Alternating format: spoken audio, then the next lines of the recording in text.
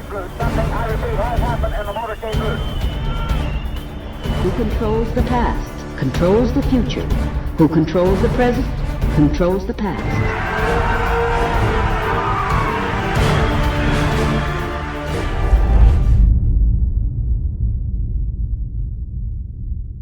Welcome to the Infowars Nightly News. I'm your host, Jakari Jackson. It is September 9th, 2015, and here's a look at our top stories. Tonight, schools in Germany are ordering teenage girls not to wear miniskirts or shorts to avoid offending Muslim immigrants pouring into the country. Germany plans to accept 800,000 new immigrants before the end of the year and 500,000 a year from then on. Meanwhile, Donald Trump says we have to accept migrants here in the USA because they're living in hell in Syria. I hate the concept of it, but on a humanitarian basis with what's happening, you have to. Plus, the federal government is threatening to kick miners off their land to expand Area 51. And the Food Babe reveals shocking emails from Monsanto Corporation. All that plus much more up next on the Infowars Nightly News.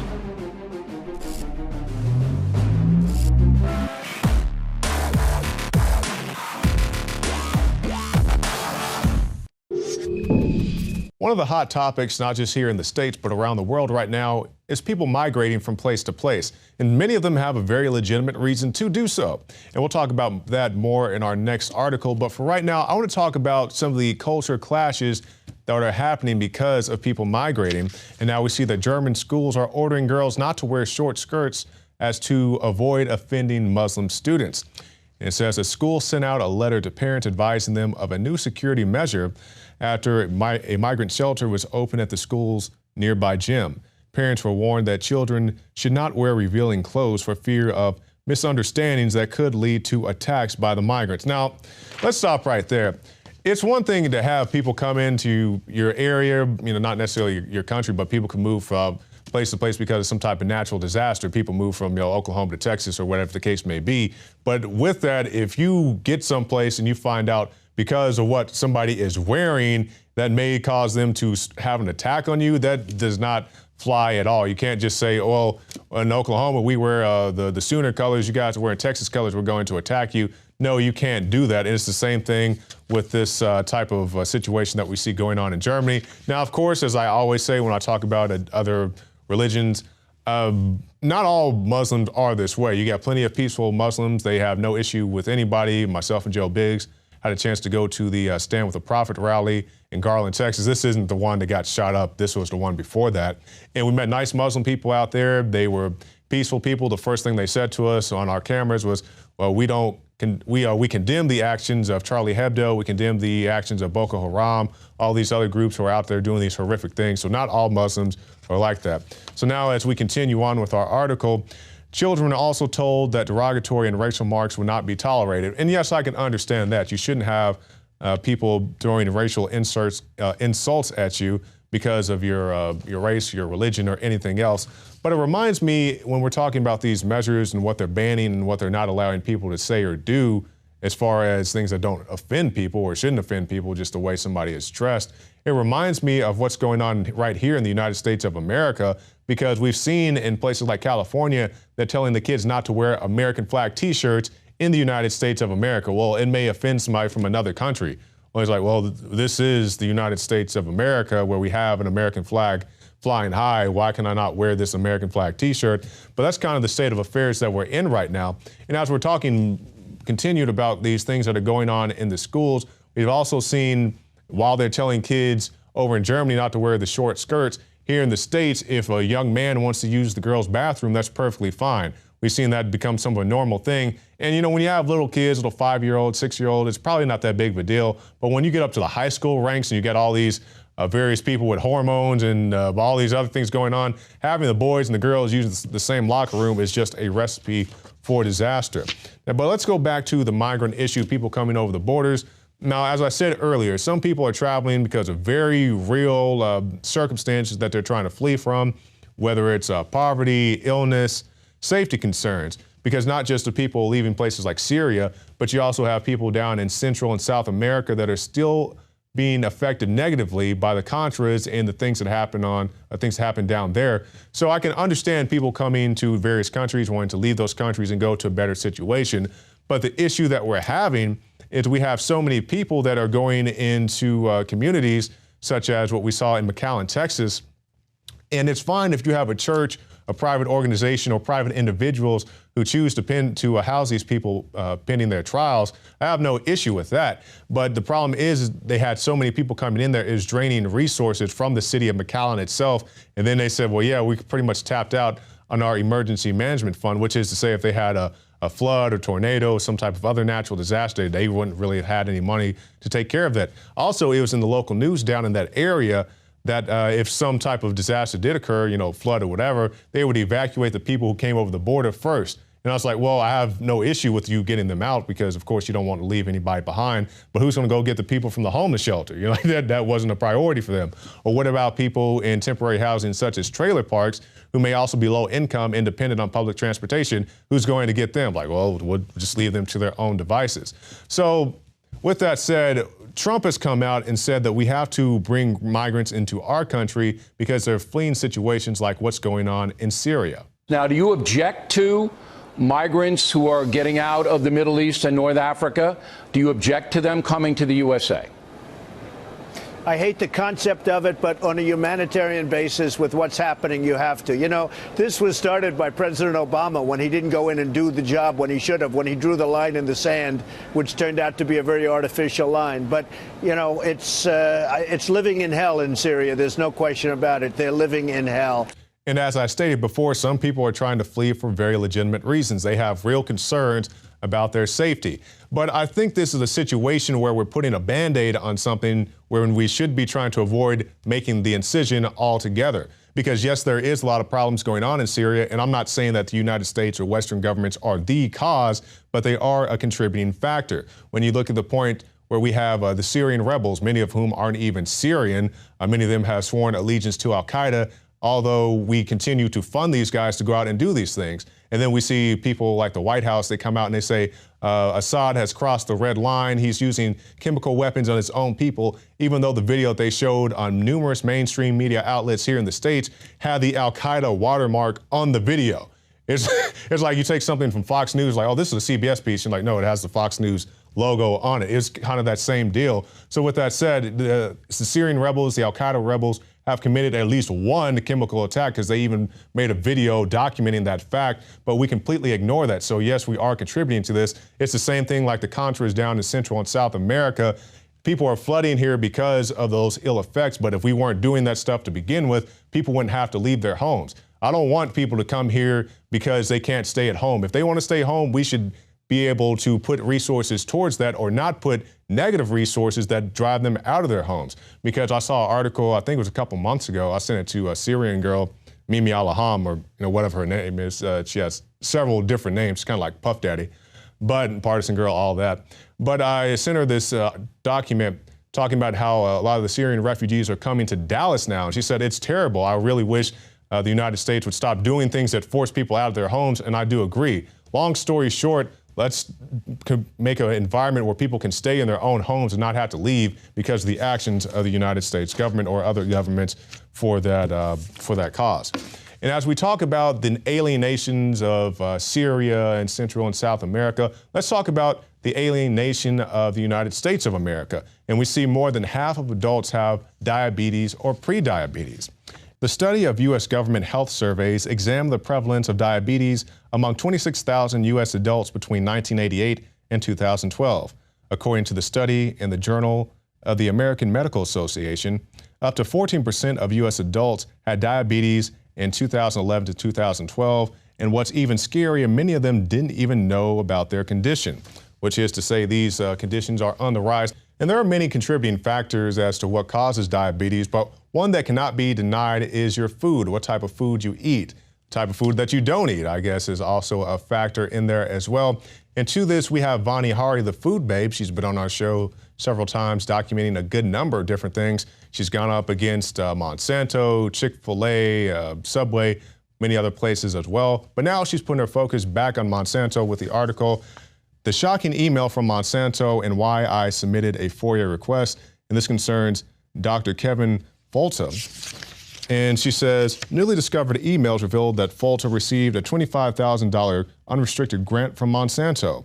And he even wrote to a Monsanto executive, "I'm glad to sign on to whatever you like or write whatever you like. And I promise a solid return on the investment." Now, the reason this is interesting is because Folta was writing some very nasty hit pieces about Vani Hari. And he's, attacking her for this or for that, as many people have. And this is a very interesting document that she was able to get her hands on because it shows that this guy is pretty much bought and paid for by Monsanto. And he even said, let's look at this quote once again, "I'm glad to sign on to whatever you like or write whatever you like, and I promise a solid return on your investment."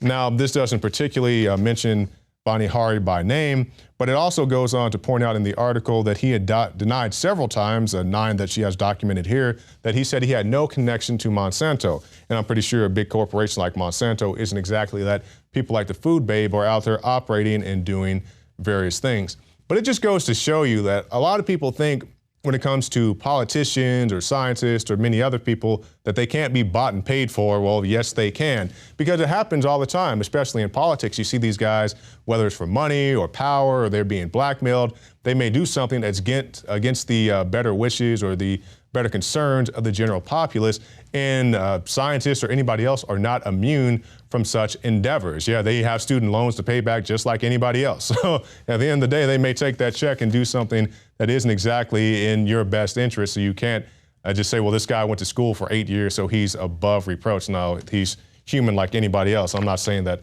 that's exactly what happened with this guy, but I'm just using that as an example, somewhat of a bellwether.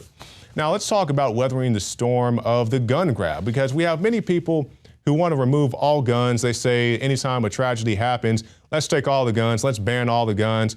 Well, you can't really do that, because we saw this recently, was it last month, when they had the shooting at the recruiting stations where you had the big gun-free zone sign with bullets wrapped all the way around it, didn't stop a single shot.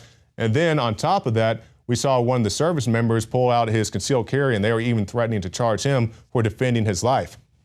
So with that said, bad guys are always going to find some way to do harm.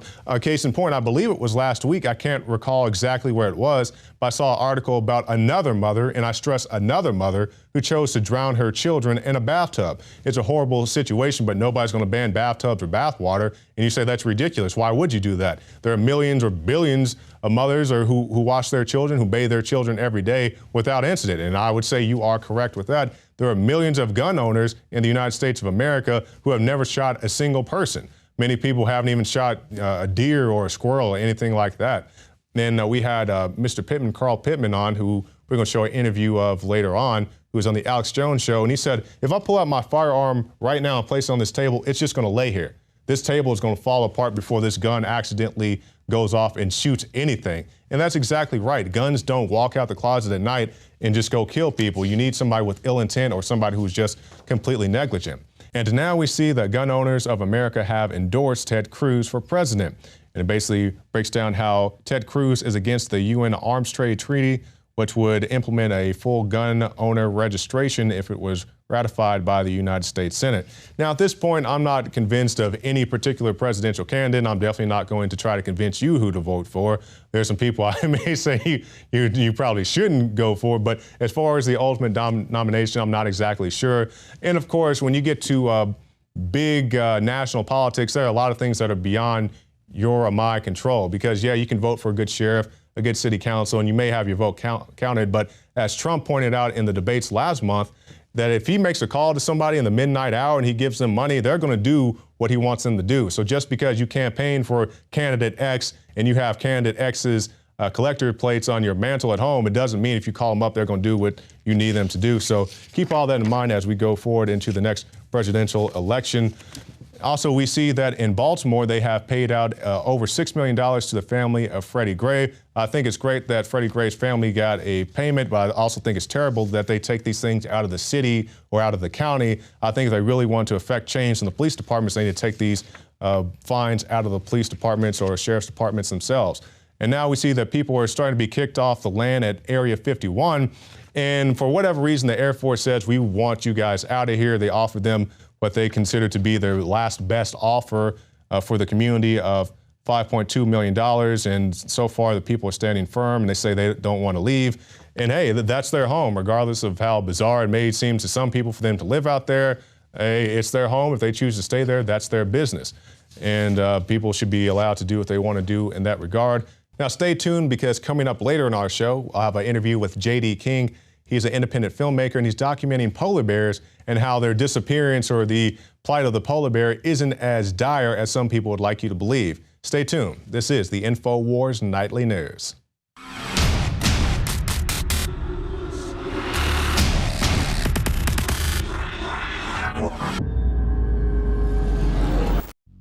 Unfortunately, you've grown up hearing voices that incessantly warn of government as nothing more than some separate, sinister entity that's at the root of all our problems. It's time to stop submitting to this tyranny. It's time to realize that we're being enslaved. Some of these same voices also do their best to gum up the works. They'll warn that tyranny is always lurking just around the corner. Tyranny with a capital T. You should reject these voices. Everything that's been done with torture, rendition, the NDAA, the Patriot Acts 1 and 2, from day one was focused on the American people, period. That's it. It's always been about erasing the Bill of Rights and Constitution and rolling out NSA spying publicly, saying it's for Al-Qaeda, rolling out torture, saying it's for Al-Qaeda, but it's really for the general public, rolling out total control and the end of any underground free market systems in the name of fighting Al-Qaeda, but really shutting down any type of free commerce.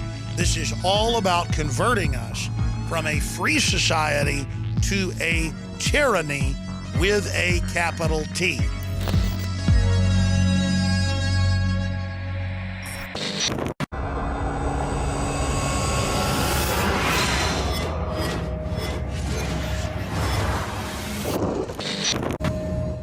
Two defensive backs from San Antonio, Texas's John Jay High School are playing the race card after they attacked Austin, Texas football referee Robert Watts during a game with Marble Falls High School. Dropping back, the two players clearly single Watts out. One player knocks him down, and the second finishes him with a spear helmet hit to the ribs. After the fact, the two players, obviously struggling to save their own skins, implicated John Jay assistant coach Mac Breed as the instigator. Breed has since been placed on administrative leave after allegedly telling the players, "This guy needs to pay for cheating us." After being attacked on the field, referee Robert Watts was then attacked off the field. The players allege that Watts had uttered racial slurs towards them, a charge that has infuriated Watts. Watts told TexasHighSchoolFootball.com, "I like to keep my officiating quiet. Unfortunately, this will be big news." He then went on to say, "Libel and slander have already been committed against me.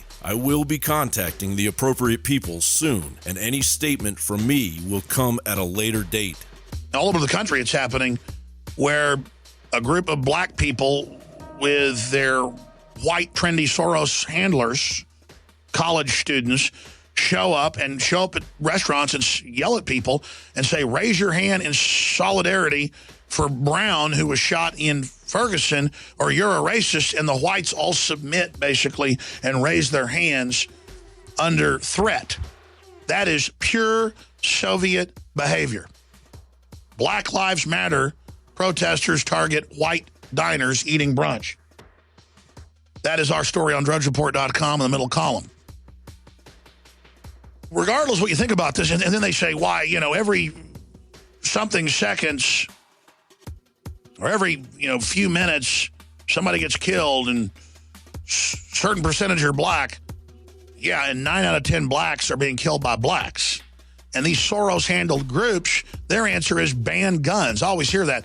The NRA is the new Klan because black people are getting shot in areas where they've banned the guns. 9 out of 10 blacks that are shot in this country, look it up, are shot by other black people. Racism, the new catchphrase. A whole new generation has now been brainwashed by a politically correct culture to use the word in case of emergency. We have a black president, so racism, poof. There's no denying that the election of President Barack Obama was a huge sign of progress, but it didn't stop anyone from making racist jokes and memes about the first family. Plus, Obama's first term was surrounded by rumors that he wasn't really American and that he was a Kenyan Muslim out to destroy America. Which, by the way, is a bogus conspiracy theory rooted in racism and more specifically, Islamophobia. The twisted reality of the racism claims are that if they are proven absolutely false, the real racists would be the aggressive players themselves. It's real simple. Accusing a white person of being a racist without proof is, yeah, you guessed it, racist. A Target shopper had asked Michelle Obama, who was incognito, she was wearing ordinary clothes, trying to look like an ordinary person in this incident that wasn't a photo op. So this Target shopper asks Michelle Obama to reach for a product, detergent, to hand her the product, not recognizing who Michelle Obama was, like that would even matter. It was a short woman who couldn't reach the product, so she asked Michelle Obama, being tall as she is, to hand her the product, and Michelle Obama said, that was my interaction, I felt so good. Okay, that was last year. Suddenly, a year later, she gives an interview with People magazine, and let's articulate the context here. The headline of the interview is The Obamas, How We Deal with Our Own Racist Experiences. So it's basically Michelle Obama reeling off these examples of how herself and Barack Obama have been stereotyped and had these racist implications made against them in these different scenarios. And this kind of racism has now morphed into another form in America. The two players that attacked Watts have since been suspended, and pending an investigation may face assault charges. This Texas high school football game could go down as one of the biggest losses in history. Not in points, but in common sense. John Jay lost to Marble Falls anyway, 15-9. John Bound for Infowars.com.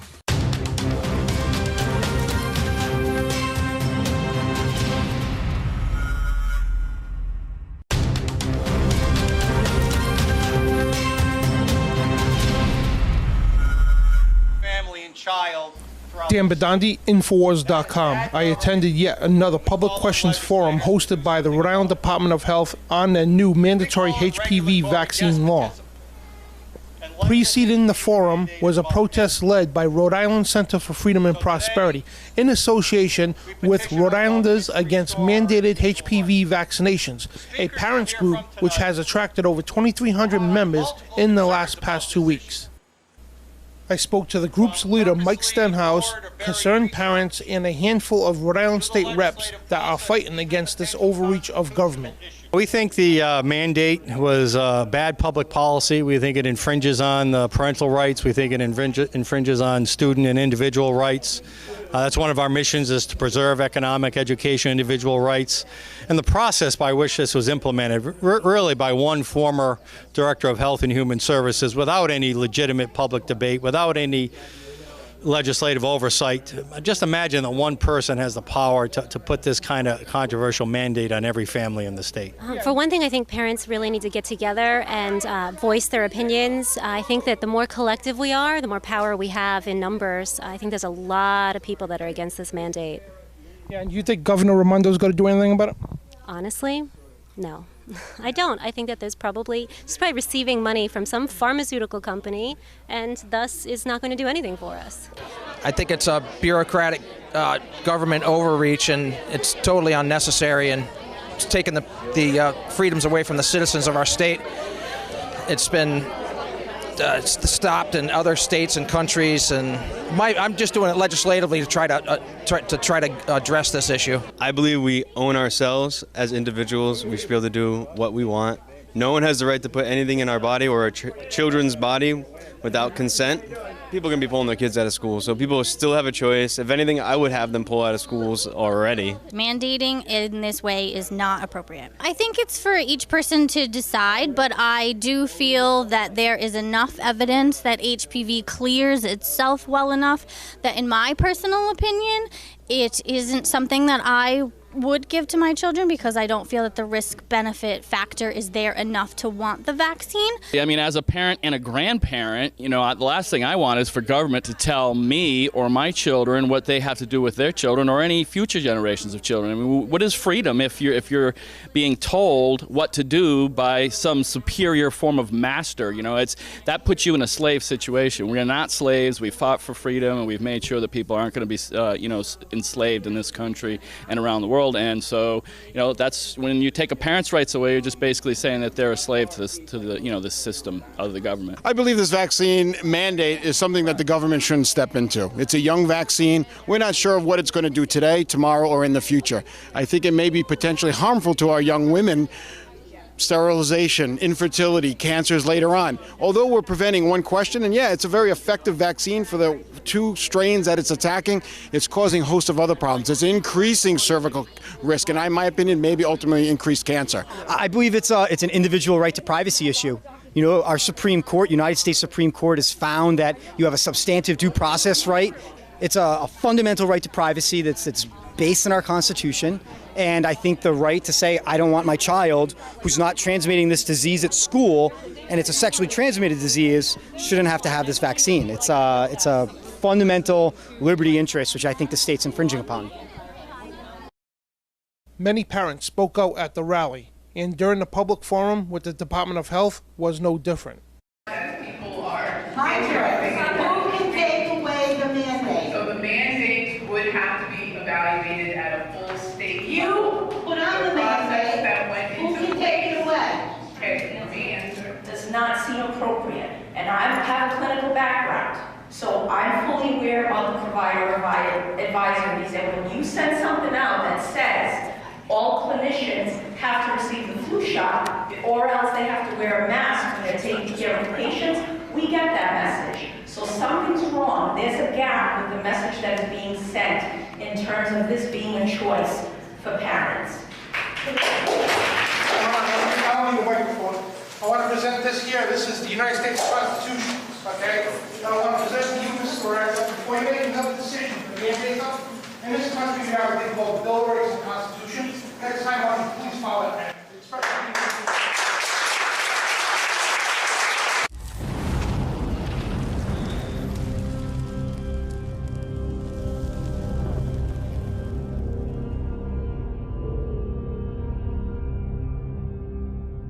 They're worried about veterans, gun owners, Christians, conservatives. These are groups statistically from the criminology, as you know, the lowest crime rate. That's like saying they're worried about little old ladies blowing stuff up. Can you speak to that in your own words, the New World Order, the whole 9 yards, and what you would do as sheriff to try to educate people about that? Well, I really want to focus this on the office of the sheriff. And I'll use an example, and I kind of pick on the TSA quite a bit. Every day in this country, every day in Houston, TSA breaks the law, in my opinion. Whether it's groping and doing searches that are so outside the confines of what the Constitution would allow. But why are we doing it? We're doing it because we've had this story sold to us that they're doing it for our safety. Well, to my knowledge, I don't think the TSA has discovered one single terrorist. However, if we were to divert those resources being wasted, in my opinion, at the airports to the border, down to the border, now we just might stop some terrorists from coming into Texas and to the states. But that does not fit the storyline that wants to be peddled by those in Washington. Before the break, we were talking about the National Defense Authorization Act.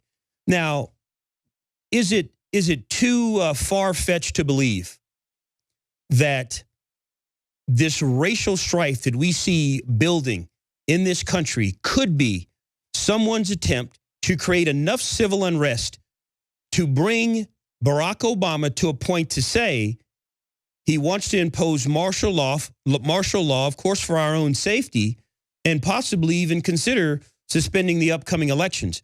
That may be far-fetched to a lot of people, but not too many years ago, the Obamacare would have been far-fetched to think Americans could be forced into buying insurance. So I think a lot of these things, we have to open up our minds and understand there is an agenda happening, and we don't need to wait and let this happen and try to respond to it.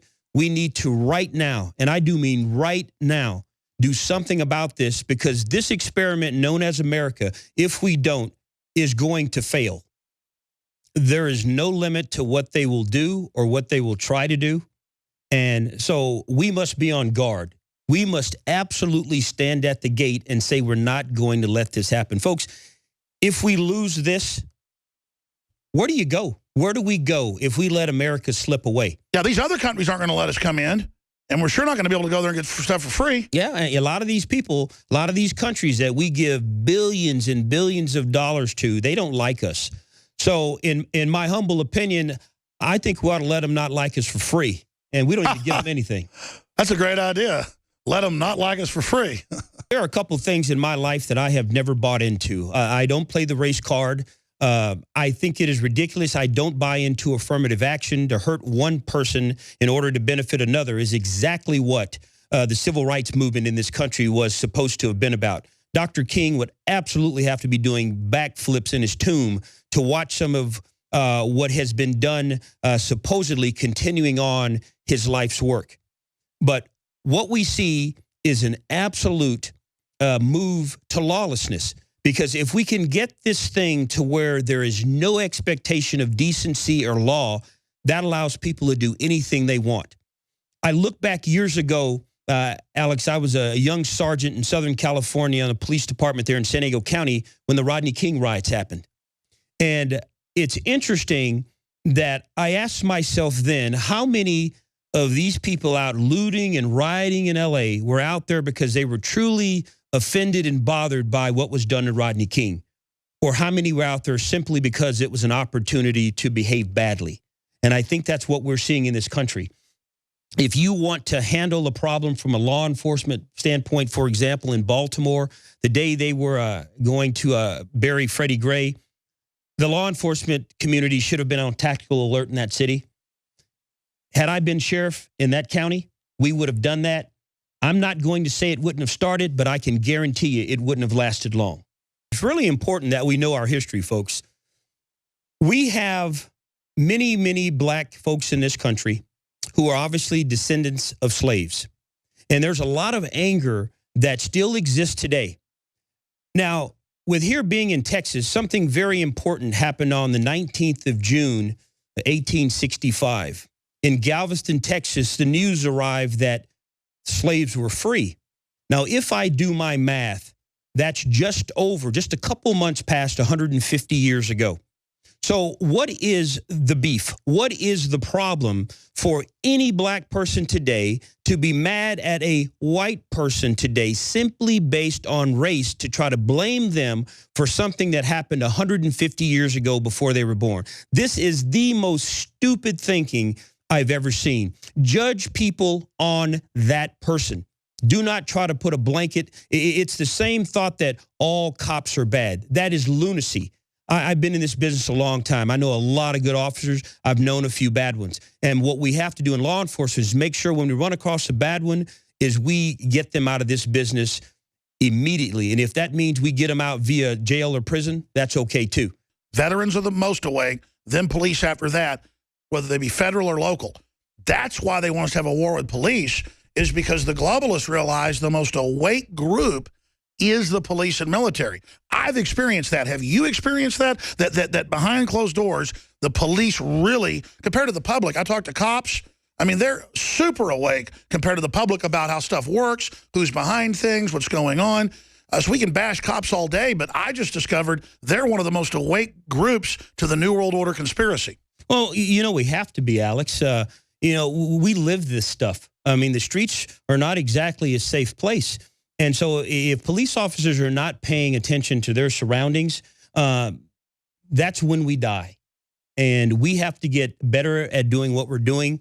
We have to get much more in tune with everything happening around us. So, you know, one point I wanted to make, you brought up the military, and I'm sure you've covered this. If you look at what Barack Obama has done by getting rid of all of these senior military officers, and I believe there is a very, very clear reason why. If you look at the oath taken by an enlisted member of the service versus the oath taken by an officer in the service, the officers take no oath to the commander-in-chief. It's only to the Constitution. So to get rid of these senior officers is very important if you can bring in your own flunkies, I'll call them, that will do what you want. So I think it is very telling to me that some of these very, very senior, decorated generals and admirals have been expelled from the service. Well, they're getting rid of combat vets. I noticed they put a lot of Harvard pencil pushers that were never in combat as top people. Yes, and again, you know, you look at this move that they want to promote taking guns away, Second Amendment rights away from veterans. Why do you think that is? You know, I think it's because, well, if you've been to combat, it's probably a pretty good chance that your ability to defend yourself with a weapon made you pretty proficient at it. So don't fall for this thing about that guns are bad and guns kill people. Bad people kill people. And, you know, I could lay my weapon on this desk. It'll sit here for into the next millennium and not going to harm a soul. It's going to take an evil heart to do it. So this push to get guns, they can't get the guns. You know, you've seen DHS buying more ammunition than the military has. What could that possibly be for, if not to possibly be used against us? Oh, they admit that's what it's for. And it's so creepy that it's all happening and we just see it progressing and it gets crazier by the minute. I just hope that the bureaucrats up there and the socialist professors that think they're running this show, I hope they realize if they actually start this, they're not going to win it. And believe me, I don't want it to start. I don't have any, you know, delusions of grandeur. I just don't think they are really tuned in to what a true civil war in this country is going to look like. Yeah, you know, Americans we're a unique bunch because when you say American, what do you think about? Do you think about a particular color? No, you think about an ideology. We're a people from everywhere that have come here and call this place home. And so we're pretty protective of this place. And the thing that holds it all together is our founding documents.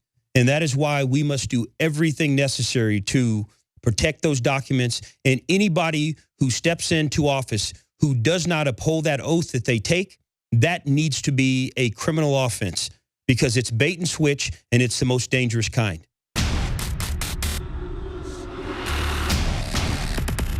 I'm curious. I want to see a show of hands right now. All those for gun control, raise your hands. All right, there's 1, 2, 3, 4. Anyone else? See there, that figures. All the usual suspects. Any questions? If you spend any time researching the environment, you will undoubtedly come across a polar bear. Polar bears can't swim, just one of the many whoppers we've heard. And while I'm sure there are plenty of people in the environmental movement, in the Green Party, whatever you want to call it, that have legitimate concerns about wildlife and environmental issues, there are more than a few people willing to take advantage of the situation. And to document this, we have J.D. King. He is an independent filmmaker, and he's going to be talking to us about his new Kickstarter project to document the polar bears. Let's take a look at this film. Ever since Al Gore's movie came out, the media hasn't stopped talking about polar bears and sea ice. For the first time, they're finding polar bears that have actually drowned. Polar bears have become a symbol of our impact on the planet. I guess the basic idea is that we're harming polar bears by driving our cars to work and living a normal 21st century life. For years, we've heard about Arctic polar bears roaming ever-shrinking habitats in search of dwindling food supplies. Rising temperatures are killing off polar bears. The diminishing population of polar bears. Dwindling numbers of polar bears have been feasting on dolphins for the first time ever. You are watching the process of extinction happen before your eyes.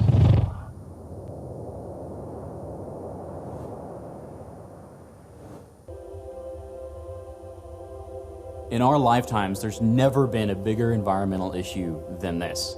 We're all familiar with the polar bear story, from the sentimental television ads to the crazy videos of polar bears falling out of the sky.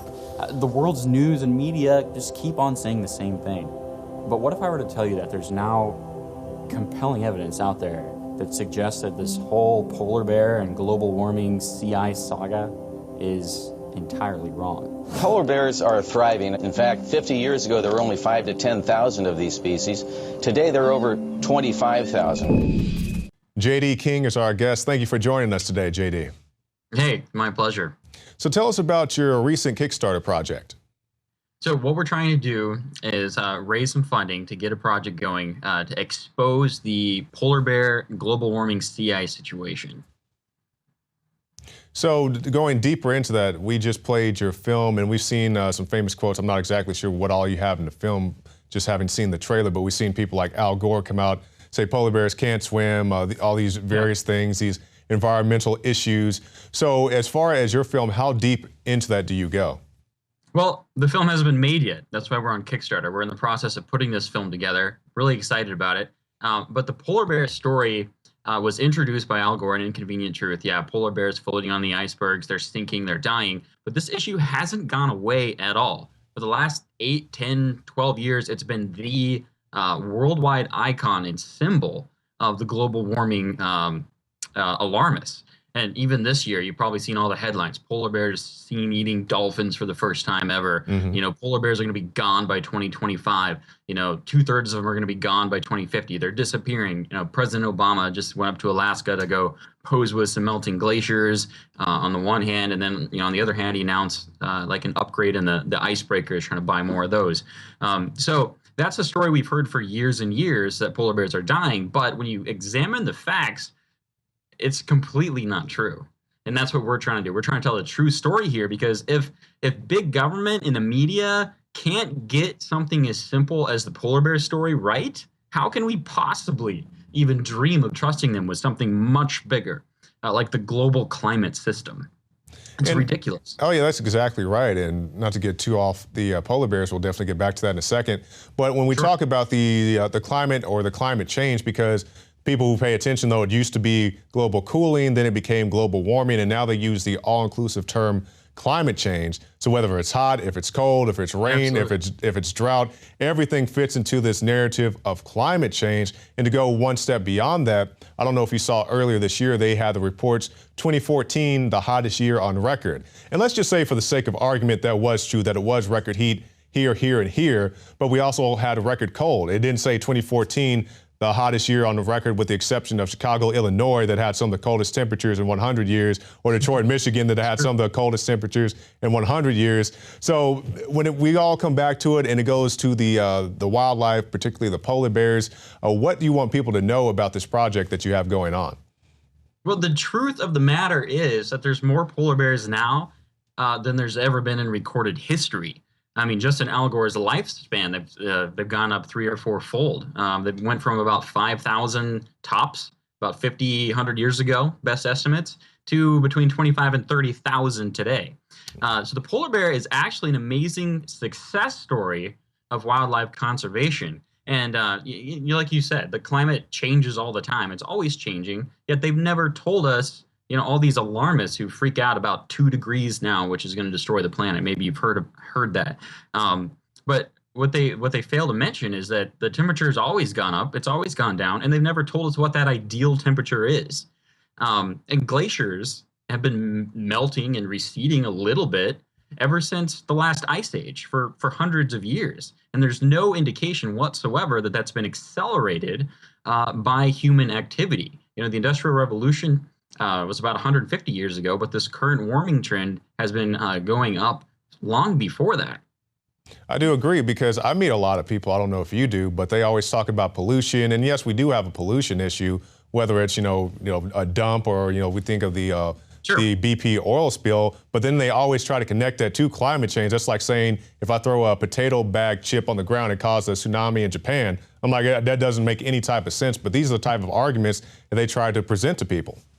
Absolutely. It's all about the emotion. You know, these people are all about using an emotional hook like a polar bear and using it to push an agenda. They care less about arguing the truth. I mean, I've been blown away as I've researched this more, and people have been pointing out these facts. I've communicated with Dr. Susan Crockford. She's featured in our Kickstarter trailer. But all the stuff the public's never told. It just blows you away, man. I just tell you, it blows you away. It's like Antarctic sea ice is way higher than it's ever been. The Arctic sea ice grew by 1/3 last year. And when there is a warming spell in the Arctic, what we actually see is a boom in the ring seal population. Okay, ring seals are what polar bears eat. So a warming trend means more ring seals, which means the following winter, there's more polar bears. Who guessed? Yeah, who would have thought if they had stuff to eat, they may stick around and actually eat it. So tell us the Kickstarter, what the Kickstarter page is, and also what your goal is. Well, our Kickstarter page can be found on Kickstarter.com. You search for Ice Bear, you'll find our page. We got all kinds of information about polar bears up on there. And our goal here is to raise, we need $119,000. Currently, we're at about $12,000. We have 2 weeks to go. The last 2 weeks of the campaign are usually the most successful. I funded my last film on Kickstarter, actually. It's called Blue. bluebeatscreen.com. You can find that there, but that was 100% funded by the people who wanted me to make that film. And I want this one to be the same way. It's important to me that this film gets funded by people who want the truth and people who demand the truth. You know, not a think tank, not a big organization, but by people, American people who are sick of the status quo, who want the truth and who demand the truth. And so we want to expose Al Gore and this big climate change agenda for what it really is. Yeah, and I'm glad you're doing this because we always hear the argument, or at least I hear the argument, if it was that big of a deal or if there's something not truthful in the mainstream narrative, why am I not seeing this? Well, I always give them the thing, if you knew that you were wrong about something, would you bring somebody on your major network channel to debunk you with a compelling, coherent argument? Of course you wouldn't. So that's why we need films like this and the other projects that you've made to get this message out to people so they can see an alternative view to this inconvenient lie that we saw with Al Gore and all this other stuff. And just say one last thing about Al Gore before I let you wrap up. I remember in the movie he had the scene where he was talking about how it was either Greenland or Iceland could be covered by water in the near future. And as far as I know, they have no reason to expect that to happen at all. So JD, give us your final thoughts.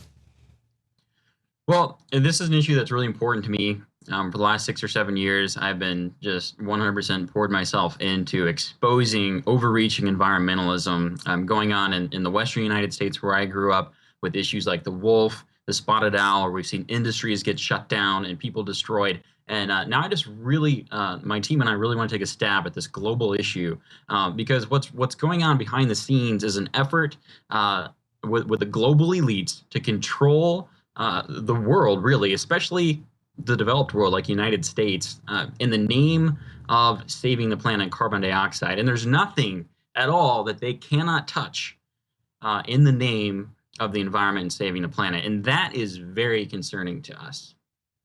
JD King, thank you for your time. Hey, I appreciate being on your show. Thanks. Well, I'm Jakari Jackson from the Infowars Command Center, and we'll see you again tomorrow night. Dave, my mind is going. I can feel it.